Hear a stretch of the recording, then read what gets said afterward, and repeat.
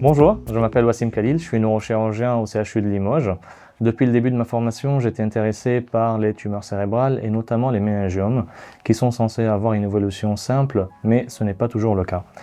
Certains méningiomes sont bénins et d'autres sont plus agressifs et récidives.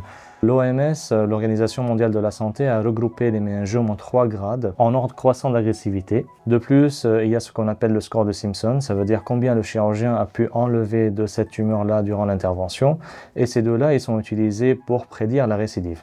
Mais il reste une zone d'incertitude. 2 patients ayant un méningiome du même grade, par exemple grade 2, opérés de la même manière, vont évoluer de façon différente. Notre théorie était qu'il existe au sein d'une même tumeur différentes cellules. Et donc mon objectif était d'étudier cette hétérogénéité interne.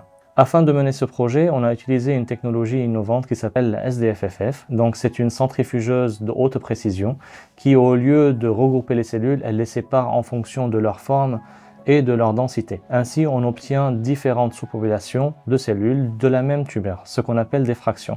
Donc sur ces fractions cellulaires-là, on va tester des comportements clés qui nous intéressent. Est-ce que ces cellules-là prolifèrent-elles plus rapidement? Est-ce qu'elles consomment plus d'énergie?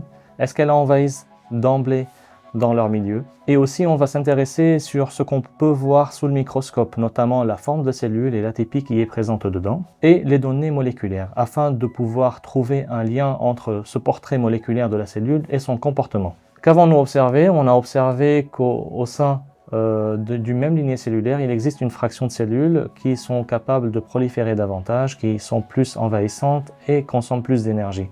Autrement dit, l'agressivité est déjà embarquée dans cette sous-population de cellules, ce qui peut expliquer cette récidive imprévisible. Et donc, on a pu valider notre hypothèse que même au sein d'une lignée cellulaire qui sont censées être homogènes, ce n'est pas le cas. Ceci ouvre la voie sur une nouvelle manière d'aborder les tumeurs chirurgicales, non pas comme un bloc unique, mais plutôt comme un écosystème vivant et complexe. De plus, ça ouvre la voie sur une médecine personnalisée, c'est-à-dire on peut isoler dès le départ ces sous-populations de cellules agressives dès la prise en charge chirurgicale, afin de mieux prédire la récidive et d'adapter en fonction le suivi et le traitement.